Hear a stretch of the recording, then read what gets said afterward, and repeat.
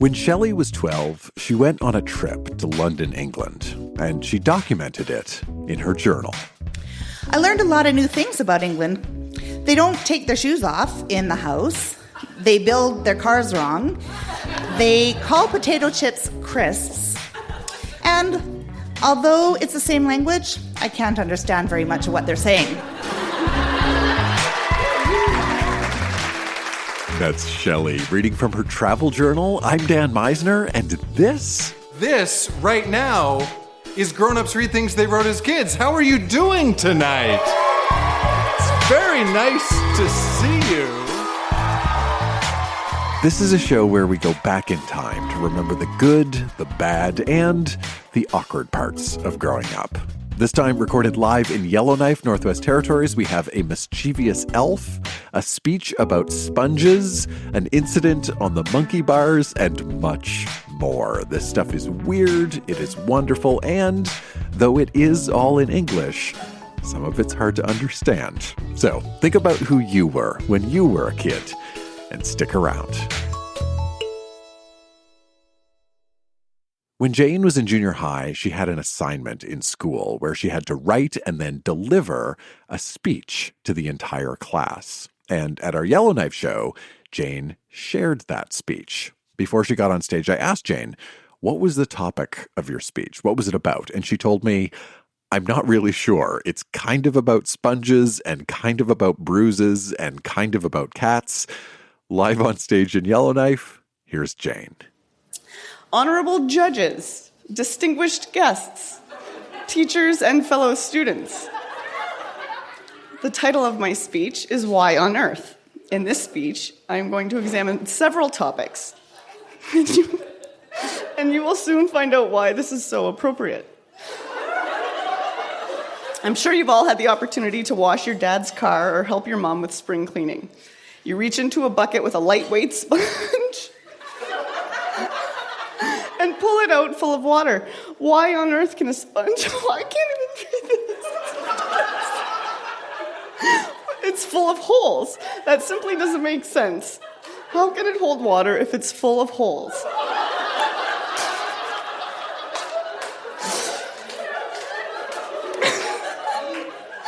But did you know holes actually help the sponge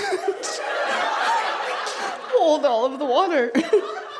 Why, without holes, it would be no better than a rag.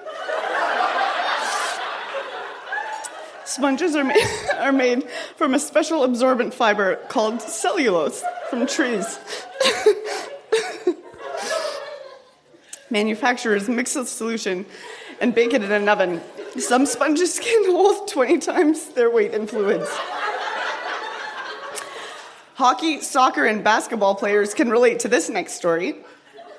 You have all received injuries in your sport, some quite serious, and you may have looked at them expecting to see blood. You feel a great sense of relief to see that you're not bleeding and only have a bruise. Well, were you ever wrong? Why on earth do we get bruises? Did you know bruises can form anywhere you hit hard? When this happens, tiny blood vessels burst and bleed under the skin. The blood darkens, and you see it as black and blue. Fortunately, this type of bleeding heals, and bruises disappear quickly. The cold weather is something that we are all accustomed to here in northern New Brunswick, but why on earth do we get shivers when we're cold? Did you know that if you're freezing, your body shakes to keep warm? When nerves sense a temperature drop, they send an alarm to the brain. When your brain receives this message, it tells your muscles to get moving. And when you start to move, you produce heat. So don't be shook up when you shiver. You're just warming up. While looking at a cat one time, I couldn't help but wonder why on earth it had whiskers. Well, did you know that at the end of each whisker, there's a sensitive nerve? When something touches the whisker, the nerve sends a message to the brain to let the cat know what's going on around him. This is especially useful in the dark. Well, when you look at topics such as whiskers, shivers, bruises, and sponges, it's obvious that these are not among the top 10 news items of the day. But we should realize that we do take insignificant and unimportant things for granted. It should also make us realize that everything in life serves a purpose, even your cat's whiskers. Thank you.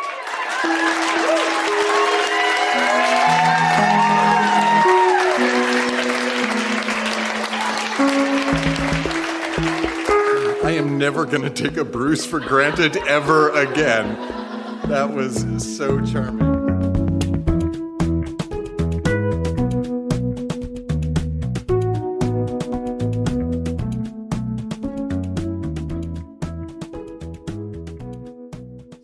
Our next reader is Jessie, and Jessie is going to share a few entries from the school journal that she kept in grade 2. And Jessie notes that she had no filter even when she was writing to her teacher for school in her journal.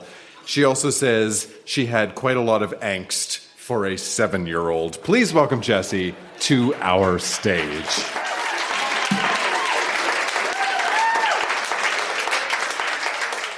Thursday, January 23rd, 1997. It is so cold here in Yellowknife. But I like it that way. There's only one thing I don't like about it, and it's that we have to have indoor recess. I do not like indoor recess. Wednesday, March 5th. My half-sister is coming to visit. She is 23. I have never met her before, but I have seen pictures of her. If you are wondering, I do not have a stepmother. She will be sleeping in the guest room. My dad is happy that she can come. I just found out that she was coming last night.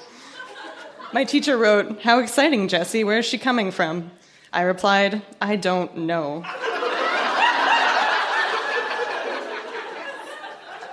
Wednesday, April 16th, 1997. I played on the internet at my dad's work computer. It was really fun. I visited 4 places on the internet. I think I bought something.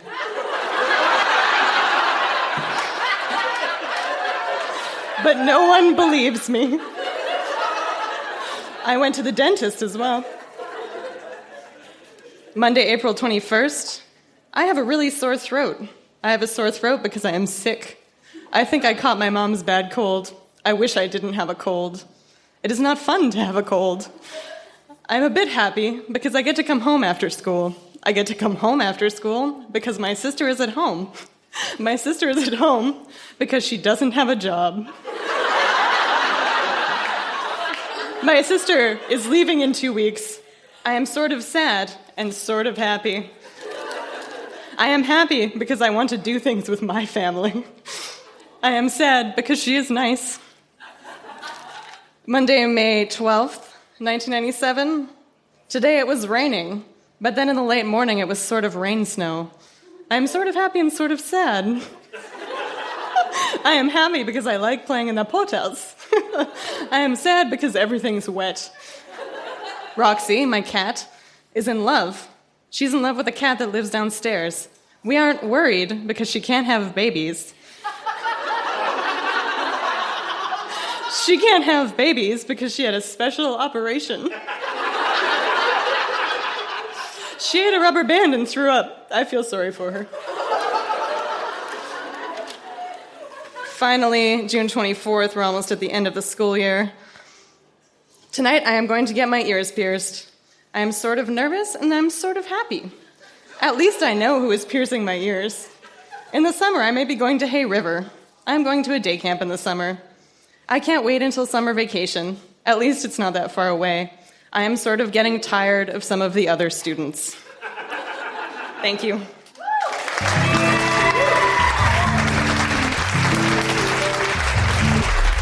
Jessie, everybody.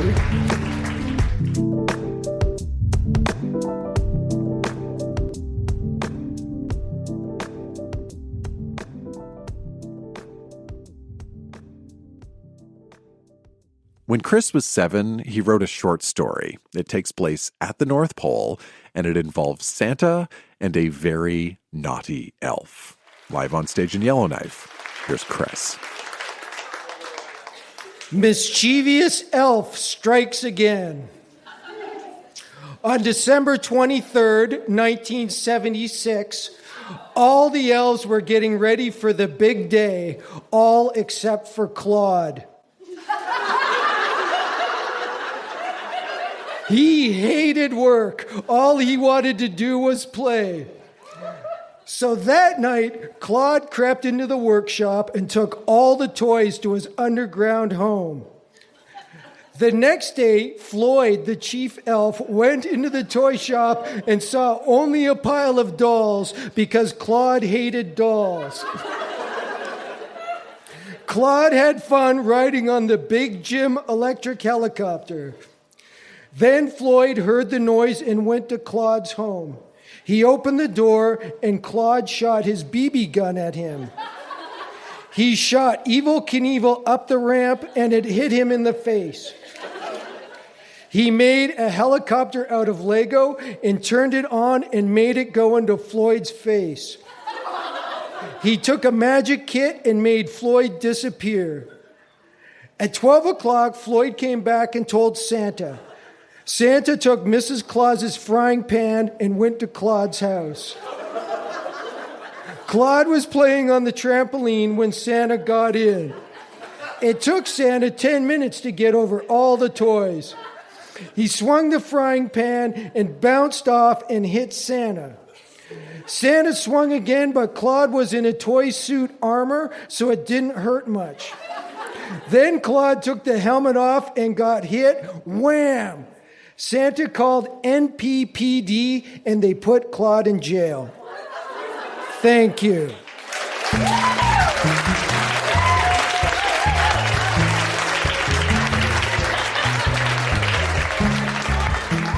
I love it when a story has a strong moral message and a good lesson that we can all take something away from. That was great, Chris. Thank you.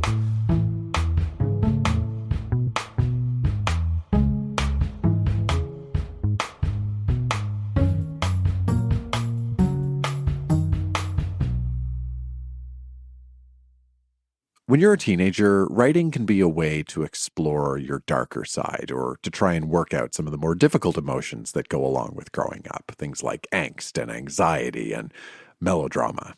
Our next reader, Robin, shared 3 poems she wrote when she was 14, a time in her life when she says she was very angry. Please welcome to our stage, Robin. A quick heads up, Robin uses a cuss word in one of her poems, which we do not bleep. I'm also an English teacher, and so I'd like to think I know something about good poetry. This, my friends, is not good poetry. First one's called Alone. Too much of my life I've been alone, though I'm always been surrounded by others. As a child, I was so trusting, so unknowing, so innocent. Now, looking back, I realize we lose our innocence so easily, in so many ways. The most painful being when we realize that those who are supposed to care for us really only care for themselves and their own pleasures more. It's painful because you realize how alone you really are. As I grew older, I began to lose myself. It's as if some dark stranger, someone with a dark face, took my hand and made me run faster, pulled me along, and then suddenly let go and left me dangling, wandering, searching for my identity, hungering for a place to call home.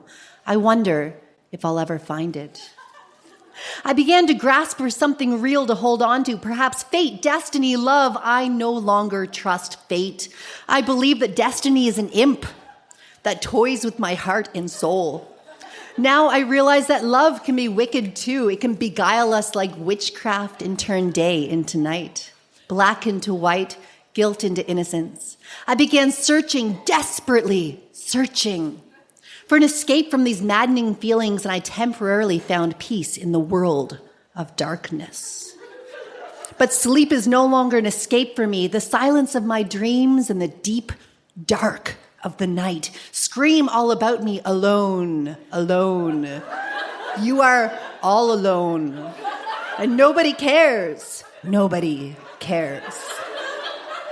Now as I lay alone on my bed with my eyes open, I realize from the hopeless flat way I feel that even in a valley with no mountains, the wind can blow.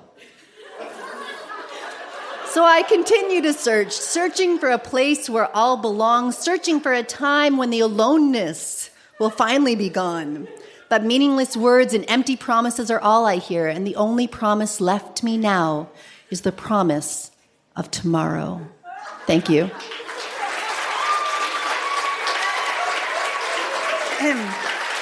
The next one was published in my school yearbook. I'm so sorry. This one's called Wild Child.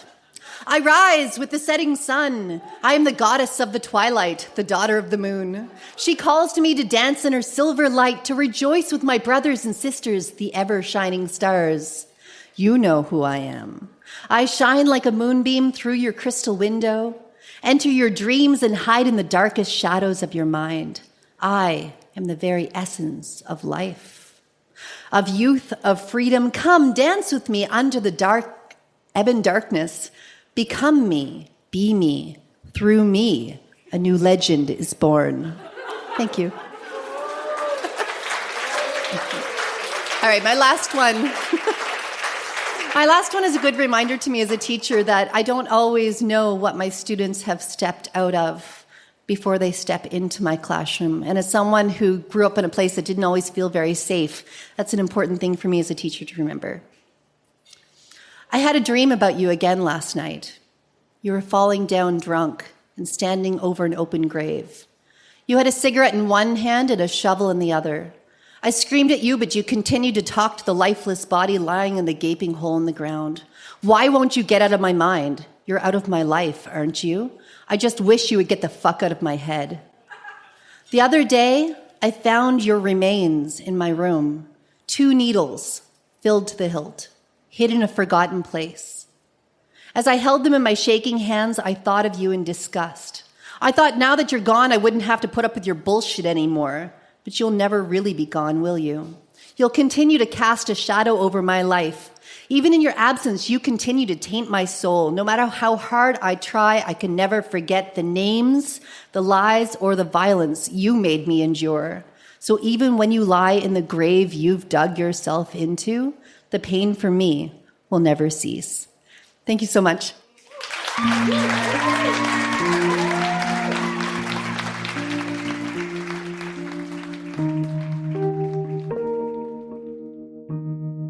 What really strikes me about my poetry today is just how melodramatic it is and how over the top it really feels. I mean, I'm using inflated language and hyperbole all over the place, talking as if I had all of the wisdom of the world. And of course, I had hardly even started living. But what also really strikes me about my poetry is just how vulnerable it was. I mean, I was talking about things that were deeply emotional at that point. And I was a teenager who basically spoke in monosyllabic grunts to any grown-up who tried to interact with me. And so for me to be able to share poetry with teachers or in small, coffee house spaces was really remarkable because I didn't tell anything to anybody. But for some reason in poetry, it felt like a safe space, maybe because it was art. I'm now an English teacher, and so as an English teacher, I really try to provide my students with lots of opportunities for creative writing. I offer youth workshops. I take my students on the land. I interact with other poets. We try to write things that are inspired by our own lives. And every time a student presents me with a piece of poetry, I get excited. I treat it like it's a treasure and it's something special. And I'm just so grateful that they're sharing that moment of vulnerability with me.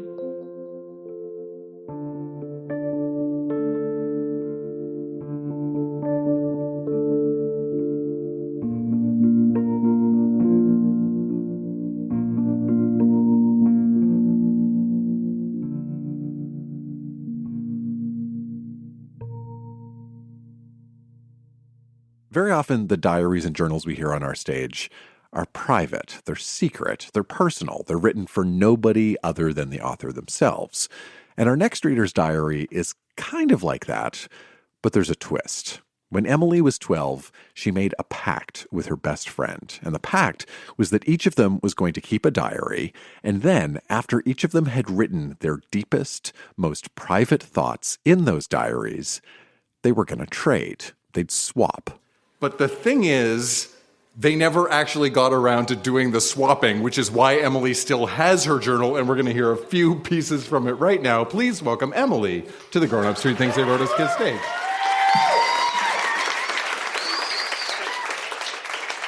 All right, so I wrote this journal, like you said, when I was 12, and I was about to move away from the small town that me and my family lived in, and we'd made this pact with my best friend Jenny to exchange our diaries after we had completed them. So, March 11th.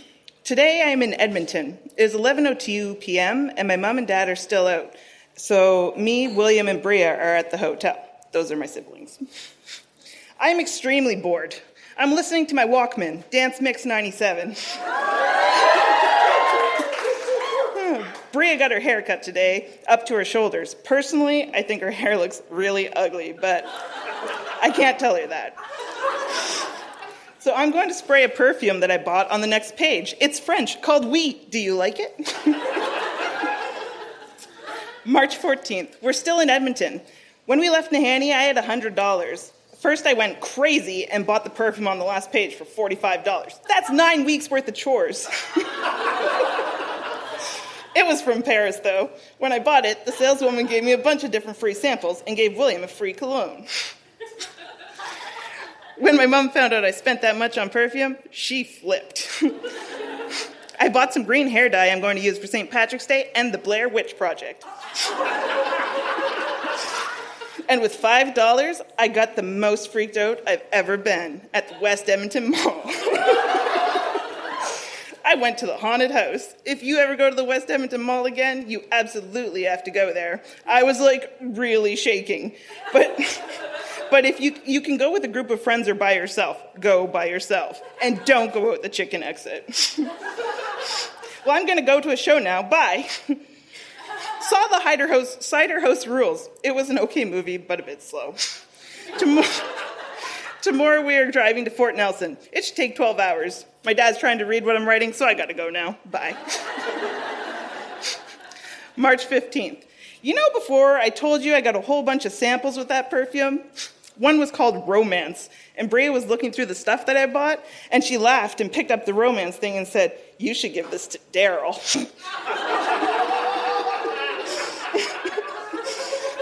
I said, "Are you crazy? That's plain sick." Then William came and sat down next to us in the middle of the mall and said, "What are you guys doing?" And I said, "Nothing." And Bria said, "Emily likes Daryl." And William said, "Oh, that's okay. Daryl's single." I'm like turning bright red. And I turned around as calmly as I could and said, "Whatever you say, Bria." Well, we're almost at Nelson now. We're staying overnight there. Man, I am so bored. There's nothing to do in this truck. I'm listening to the love song on my Walkman, just sitting here thinking about Daryl.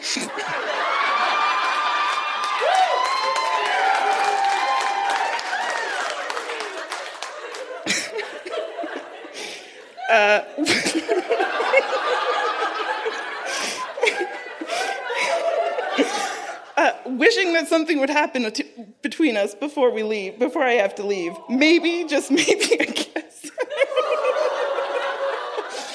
We'll skip ahead. So 5 days until we leave. We're leaving in 5 days. I just finished packing up my clothes and room, and I really don't want to go to Providence because I know after a couple years, when I have friends, we'll move again, and it feels hopeless. I will never have a home. Oh, dear. Oh, yeah. I was going to tell you that when we went on the Calgary school trip in Jasper, at the pool, it was purely accidental. But you see, there were monkey bars above the water, and Mike was trying to climb up them. I was under the water, and I came up. And the rope you have to climb to get to the monkey bars, Mike was swinging towards me, so I put up my hands to block my face. And, well, you know, my hands, well, we collided. And when we collided, his whatever, it hit my hand.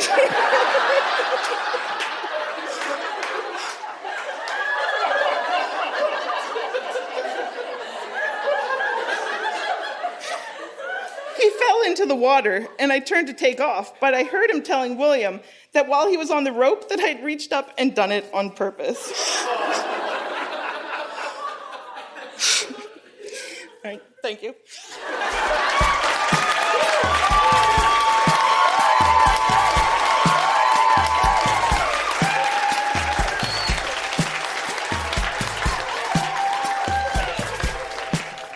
Yellowknife, that has been Grown-Ups Read Things They Wrote as Kids. Huge round of applause for all of the readers tonight. So good. Thank you to all of you for coming to listen. Thank you to Ryan for doing sound and lights tonight. Everybody sounded really great. Thank you to everybody here at the Black Knight, all of the staff, all of the servers. Thank you to my wife, Jenna. Thank you to me, Dan Meisner. Stick around, say hello, have a drink. Get home safe. We'll see you soon, Yellowknife. Good night.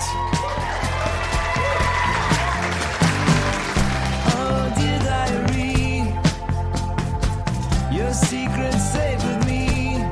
If you're found on the grounds of the school, I'll be dead. I hear them chanting off with his head.